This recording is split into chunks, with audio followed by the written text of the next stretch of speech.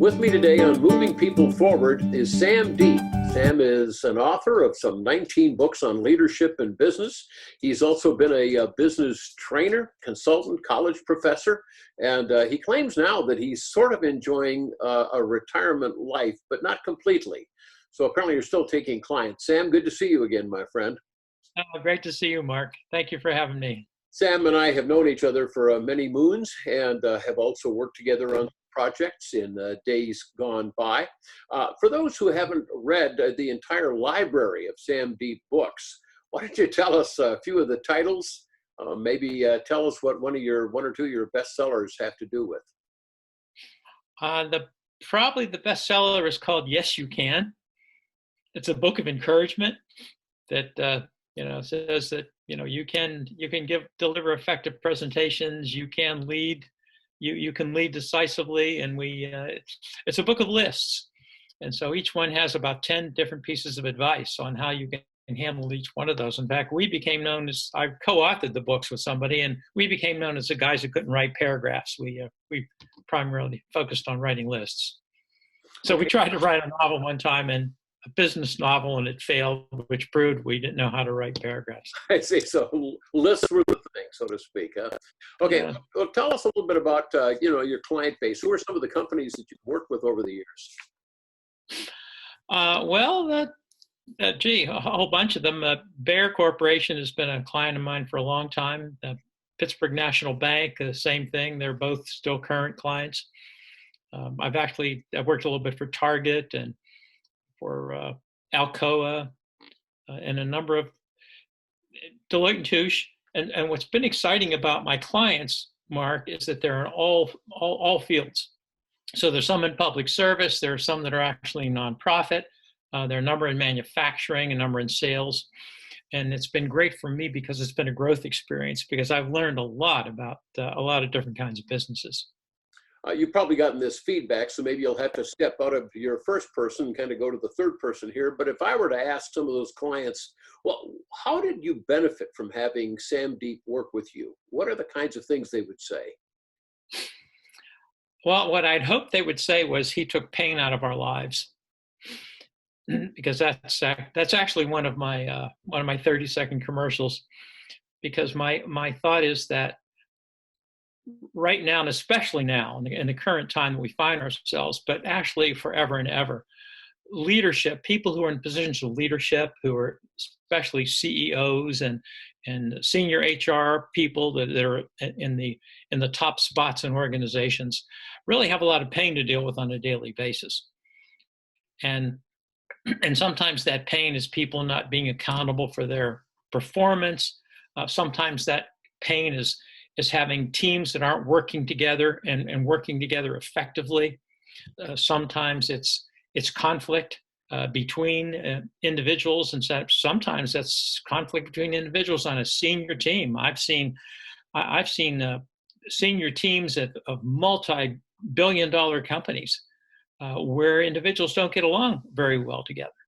And so my job, as I see my job, is to go in and help them resolve those kinds of situations.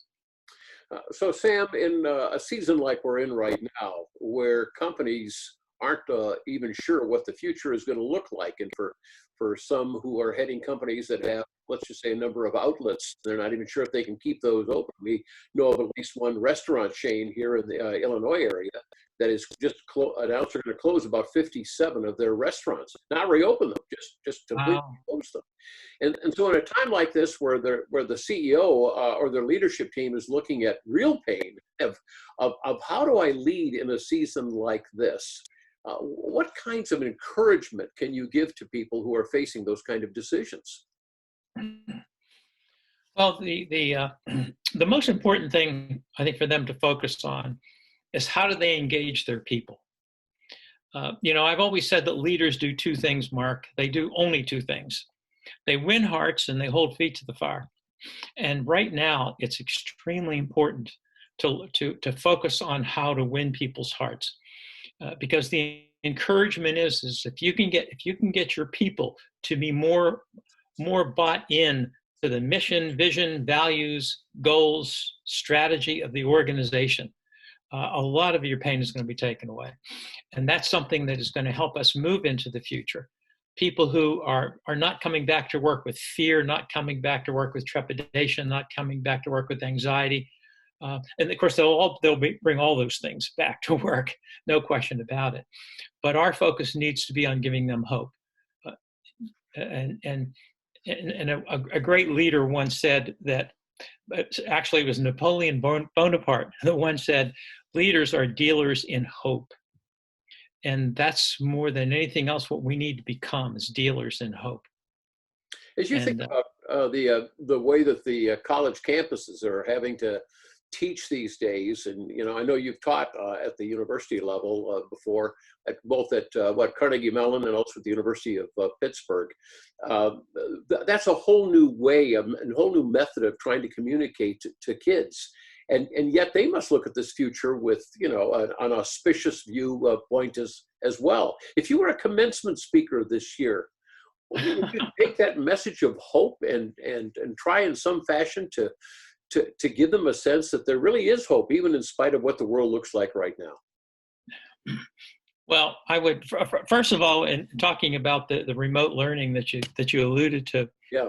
One of the things I've discovered in some of in the little bit of remote learning that I've begun to do, and I'm going to be doing a lot of it, is that I have found that the people involved, the students, are actually more active than they are in a face-to-face classroom. And so that's really encouraging to me. By the way, why do you think that is? I wish I knew. But we have a Bible study that I do, Bible Study Fellowship. Some of your listeners may have heard of that. And we have the 6 groups here in Myrtle Beach, and all 6 groups have agreed the same thing, that they're men, and we have all men groups, that the men are more active in participating. And I don't know what it is. I think maybe it's they're more focused on what we're talking about. They're more focused on that. There's not all these distractions that might be in a room or something in that nature. And I'm very hopeful. In fact, I'm going to start a group study in my church, and we're going to use this methodology to do it. And I think even after the church opens, we'll still continue to do our Bible studies this way. It's very, very effective. How about your commencement address? Take me back to that question again. Yeah, probably haven't thought a lot about what you might say to graduates this year, but they must be looking at the world in a totally different way than what they thought it was going to look like even 4 months ago. Right. Well, you probably won't get a very good answer, and that's why I would never ever be asked to give a commencement address. But my thought on that would be, what I have discovered in my few years that I've been alive is that the times of my life where I struggled, the times of my life where I actually failed, the times of my life where I encountered trials in my life, were the times of my life that I look back on with the greatest joy, because I realized that it was in those times that I truly learned. It was in those times that I developed perseverance. It was in those times that I developed strength, that I discovered opportunities that I had never seen before in my life. And so I would suggest to everybody in this current time, and including the graduates, that we can look in one of 3 directions. We can either look into our pain of the past, or we can look into our anxiety of the future, or we can look at the current time and say, what opportunities is the current time giving me that I never would have had before, because of how strange and how weird and how totally unplanned it is. And that's something I'm doing right now. I'm asking myself, how is God giving me an opportunity right now to grow and to get involved in things and maybe help people and do things that I never would have done before, because I would have been focused on so many other things. And now I have fewer things to focus on. And I'm asking myself, what are those opportunities that I'm being given? So in the kind of work that you've done over this number of years, especially in the area of business training and working with corporate leaders, has the COVID problem, is it made it much more difficult to connect with people, or are they seeking more answers right now? Well, I haven't had the chance to get back and do that. We're just, getting back into the organizations now. So that's not very clear at this point. But one of the things that I think, Mark, will be especially important as we get back into organizations is, like never before, we have to be servant leaders to our people. Like never before, we have to keep them informed. We have to ask ourselves, what information, what resources, what tools do my people need to succeed? We have to be there to acknowledge and appreciate and praise them more than we ever have before. We need to do a lot better job of listening to them than we ever have before.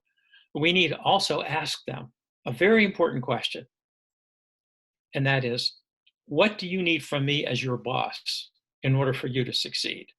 Very few bosses ever ask that question. And yet it's one of the most important questions that a boss could ask of the people that you lead. Mm. What do you need from me in order to be a success? Look for more opportunities to delegate responsibility to them and dignify them. Treat them as the valuable people that they are to you. And so what I think we're being called on to do as we move back into our corporate world again is to do all the kinds of leadership things that we should have been doing before, but really never did as well as we could. I don't think there's anything new that needs to be done. I think it's just good, solid leadership that we've all read about in books.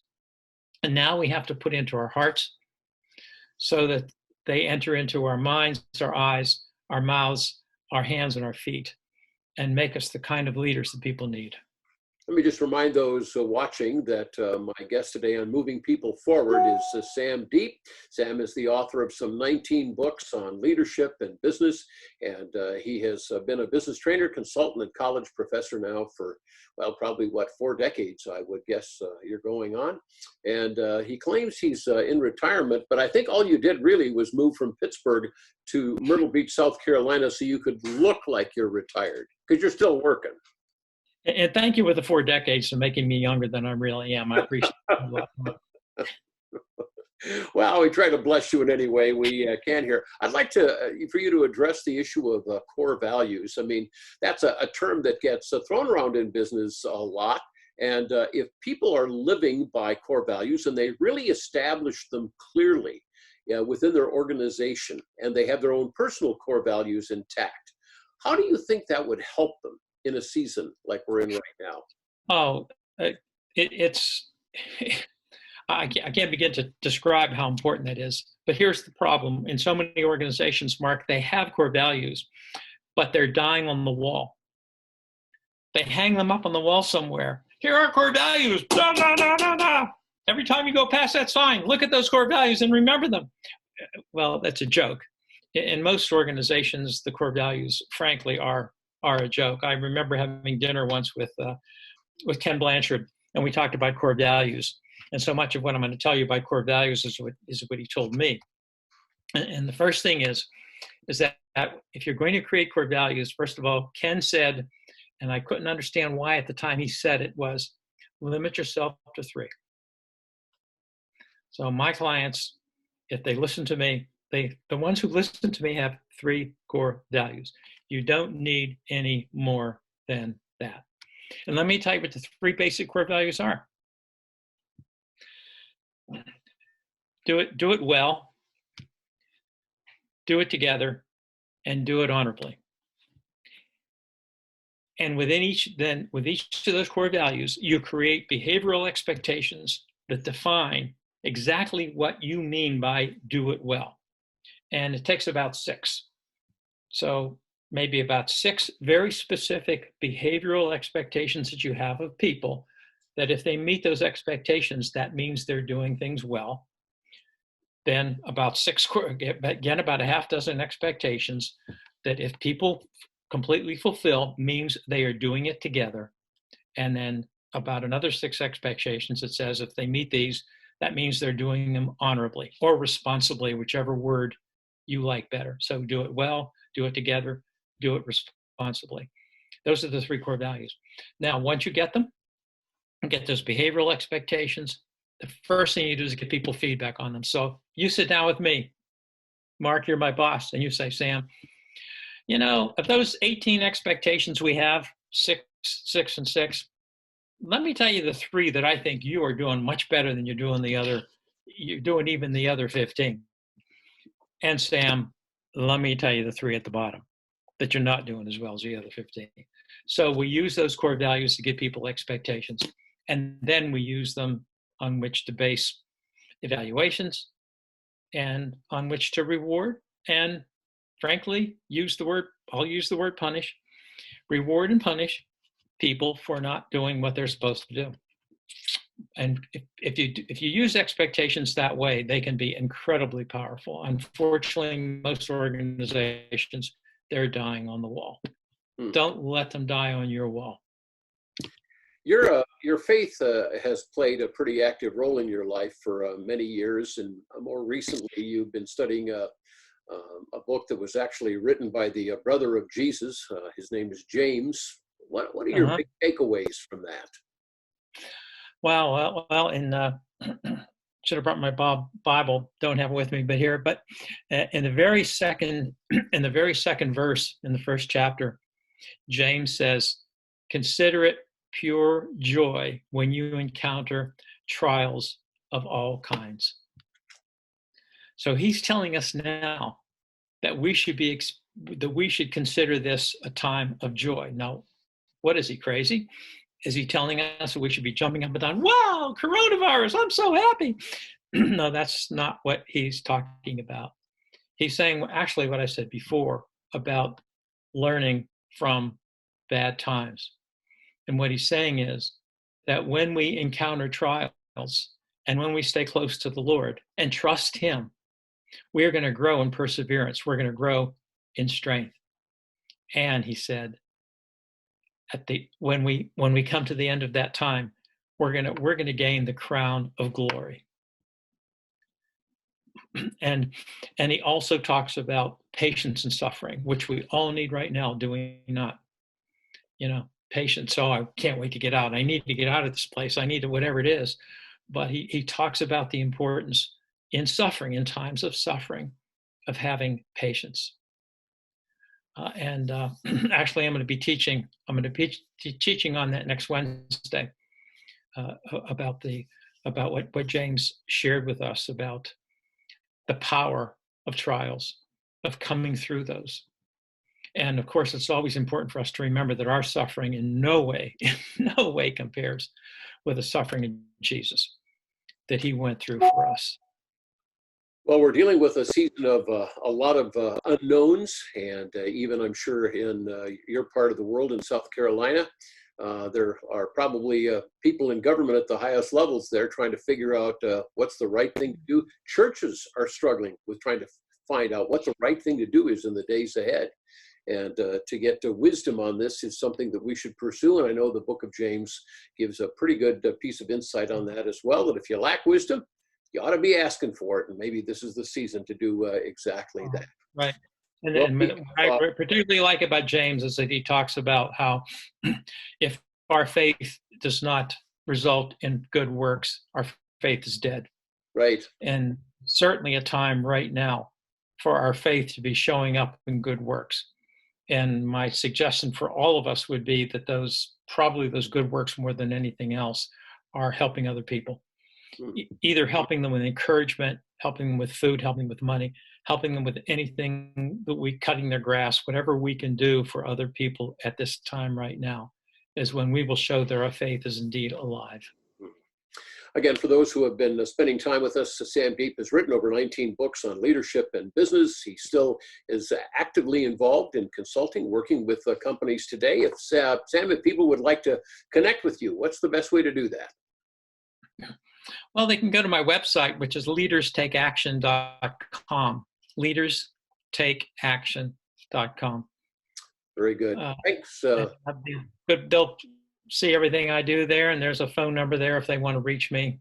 That'll be fine. Leaderstakeaction.com. Sam Deep, good to get in contact with you, see my friend, and to spend a little time talking through some issues that, well, today are probably even more timely in terms of where leaders need to be going. So thanks again for your time today.